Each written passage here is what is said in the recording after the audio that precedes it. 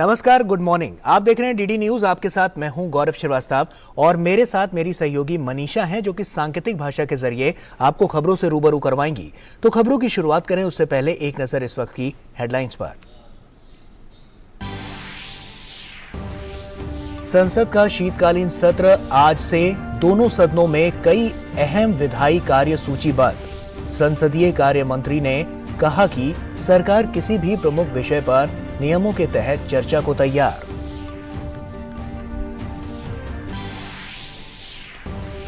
G20 संगठन की पहली शेरपा बैठक का उदयपुर में आज होगा समापन। कल संपन्न हुए सत्र में समावेशी विकास, बहुपक्षवाद और महिलाओं के नेतृत्व वाले विकास पर हुई चर्चा।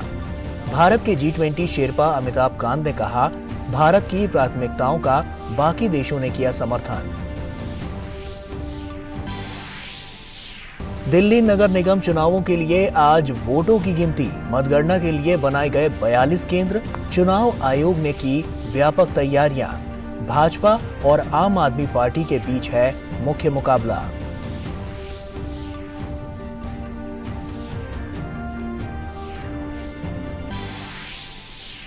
भारत ने यूक्रेन और रूस से दुश्मनी खत्म करने और कूटनीति और वार्ता के रास्ते पर लौटने का किया आग्रह।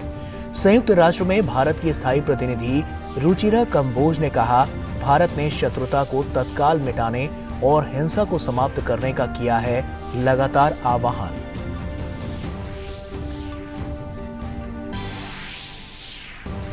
फीफा विश्व कप में पुर्तगाल और मोरक्को क्वार्टर फाइनल में पहुंचे।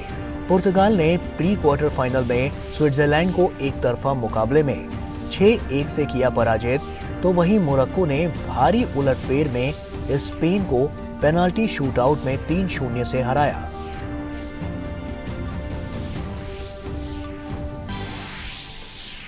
भारत और बांग्लादेश के बीच आज खेला जाएगा दूसरा एक दिवसीय मुकाबला। मीरपुर में भिड़ेंगी दोनों टीमें। 1-0 से पीछे चल रही भारतीय टीम सीरीज में वापसी करने के इरादे से उतरेगी मैदान पर।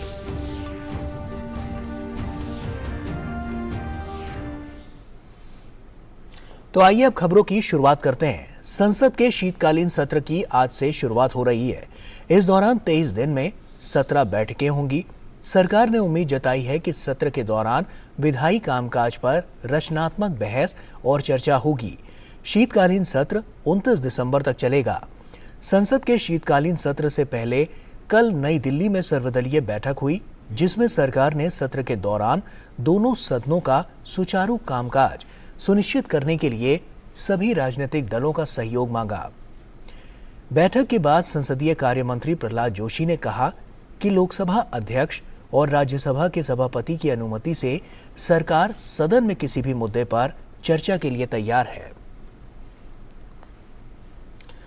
और वहीं शीतकालीन सत्र के पहले दिन दोनों ही सदनों में कई अहम विधायी कार्य सूचीबद्ध किए गए, जिसमें लोकसभा में बहुराज्य सहकारी समितियां संशोधन विधेयक 2022 और एंटी मैरिटाइम पायरेसी बिल 2019 सूचीबद्ध है, जबकि लोकसभा के वर्तमान सदस्य मुलायम सिंह यादव सहित पूर्व में सदन के सदस्य रहे दिवंगत सदस्यों को श्रद्धांजलि दी जाएगी।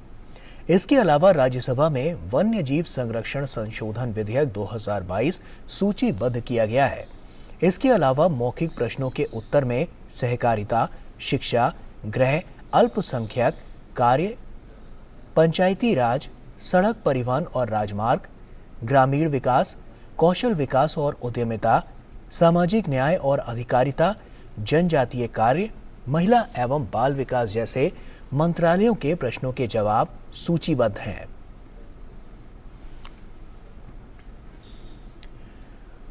और राजस्थान के उदयपुर में G20 संगठन की पहली शेरपा बैठक का आज समापन हो जाएगा। भारत की अध्यक्षता में G20 शेरपा बैठक में चर्चाओं का दौर कल संपन्न हो गया। इस दौरान प्रमुख वैश्विक मुद्दों पर विचार विमर्श हुआ।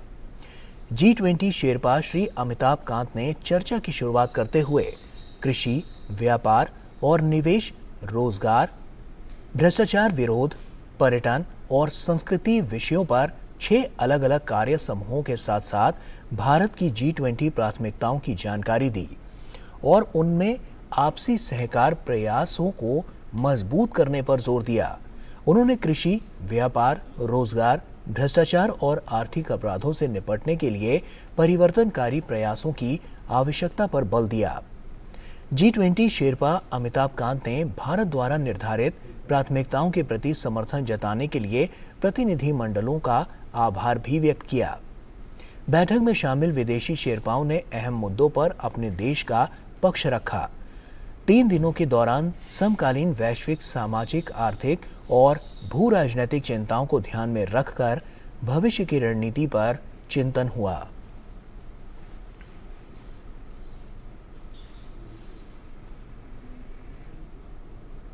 और वहीं दिल्ली नगर निगम चुनाव के लिए मतगणना आज सुबह 8 बजे से शुरू होगी। मतगणना को लेकर सभी तैयारियां पूरी कर ली गई हैं। वहीं सुबह 8 बजे से कड़ी सुरक्षा और व्यवस्था के बीच वोटों की गिनती शुरू की जाएगी। दिल्ली चुनाव आयोग ने मतगणना के लिए राजधानी में कुल 42 मतगणना केंद्र बनाए हैं।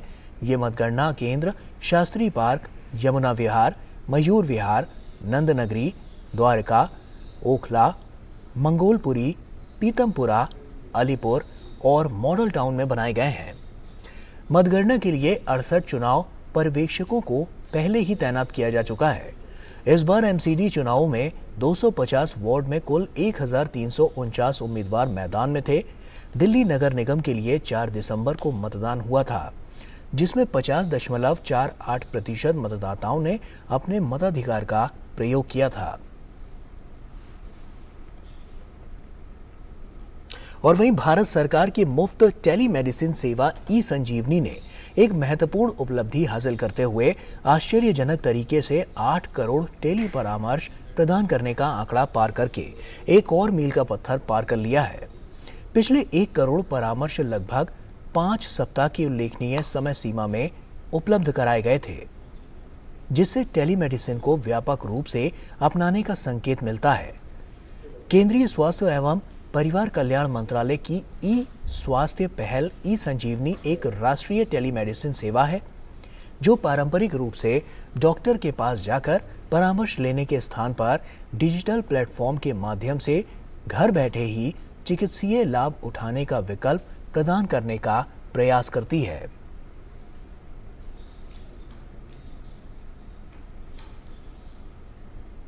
और आइए अब नजर डालते हैं दूरदर्शन पर प्रसारित होने वाले कुछ प्रमुख धारावाहिकों की झलकियों पर।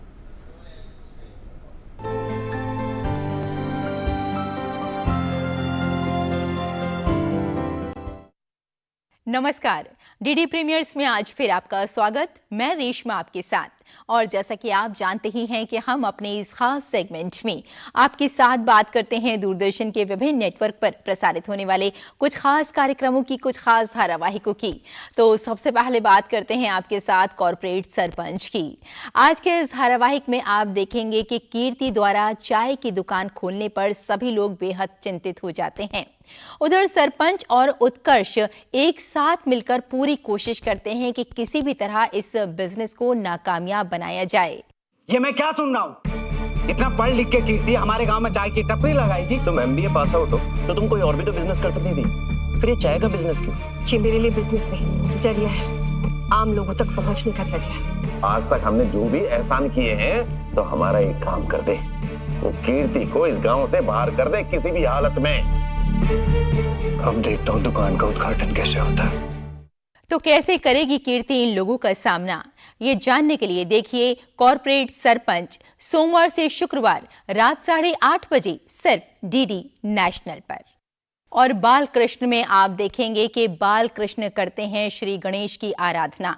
और उधर क्यों छिन जाता है मुश्कासुर से रक्षा कवच वरदान। ओम गणपते नमः। आपने मुझे पुकारा श्री कृष्ण, अब मैं कैसे रुक सकता हूँ, मुझे तो आना ही पड़ेगा। चलिए मूषक राज, यात्रा के लिए प्रस्थान करेंगे। जैसी आपकी आज्ञा प्रभु।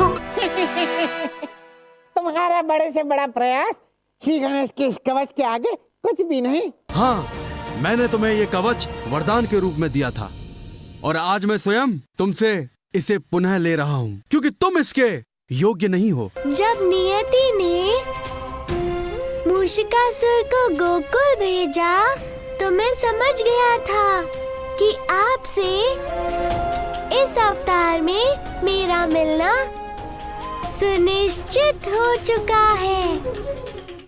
ये जानने के लिए देखिए बाल कृष्ण सोमवार से शुक्रवार रात 9 बजे सिर्फ डीडी नेशनल पर।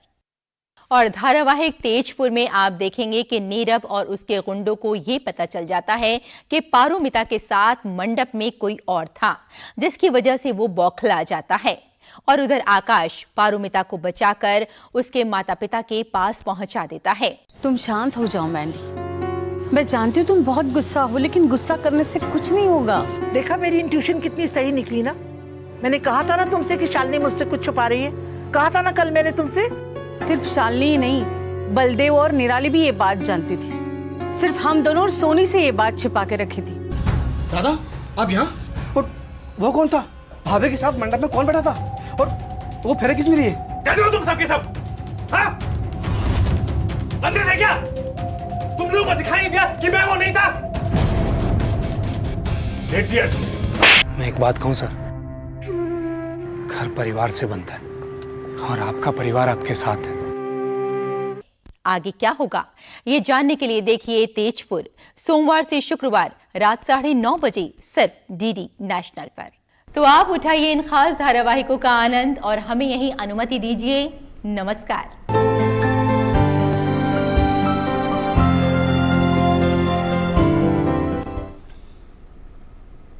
और डीडी प्रीमियर्स के बाद आइए अब खबरों में आगे बढ़ते हैं। भारत ने यूक्रेन और रूस से दुश्मनी खत्म करने और कूटनीति और वार्ता के रास्ते पर लौटने का आग्रह किया है। संयुक्त राष्ट्र में भारत की स्थायी प्रतिनिधि रुचिरा कंबोज ने संयुक्त राष्ट्र सुरक्षा परिषद की बैठक में यूक्रेन में नागरिकों की सुरक्षा और बच्चों की स्थिति पर कहा कि भारत ने शत्रुता को तत्काल मिटाने और हिंसा को समाप्त करने का लगातार आह्वान किया है। इसके साथ ही भारत ने दोनों पक्षों से संघर्ष को समाप्त करने के सभी राजनयिक प्रयासों के लिए अपना समर्थन भी व्यक्त किया है।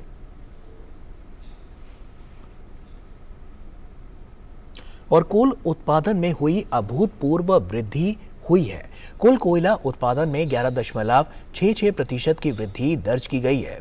वहीं भारत में नवंबर 2021 में कुल कोयला उत्पादन 67.94 मिलियन टन हुआ था। इसकी तुलना में नवंबर 2022 में कुल उत्पादन बढ़कर 75.87 मिलियन टन हुआ है। कोयला मंत्रालय के आंकड़ों के हिसाब से नवंबर 2022 के दौरान कोल इंडिया लिमिटेड ने 12.82% वृद्धि दर्ज की, जबकि सिंगारेनी कोल रीज कंपनी लिमिटेड और कंपनी के स्वामित्व वाली खानों अन्य पंजीकृत खानों में कोयला उत्पादन में क्रमशः 7.8% और 6.87% की वृद्धि हुई है।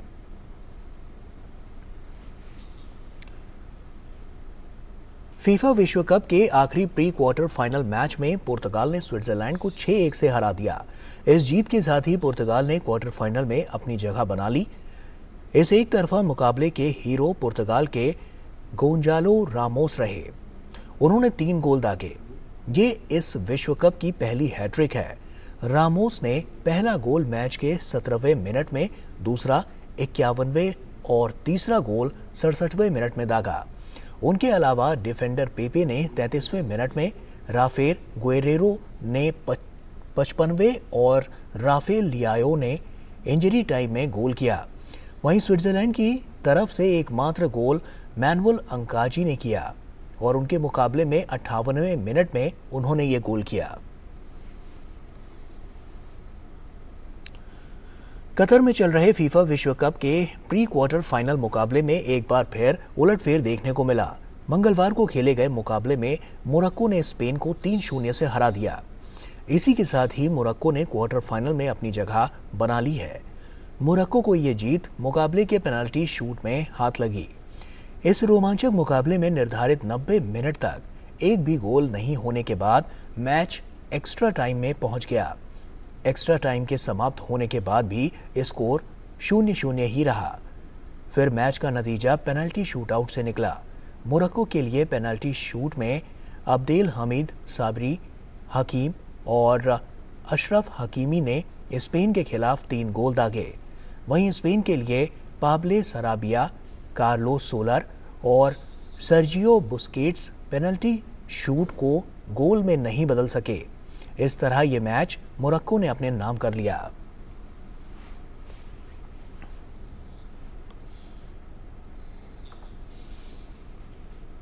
और इसी के साथ फिलहाल इतना ही। हमें दीजिए इजाजत। आप बने रहिए डीडी न्यूज के साथ।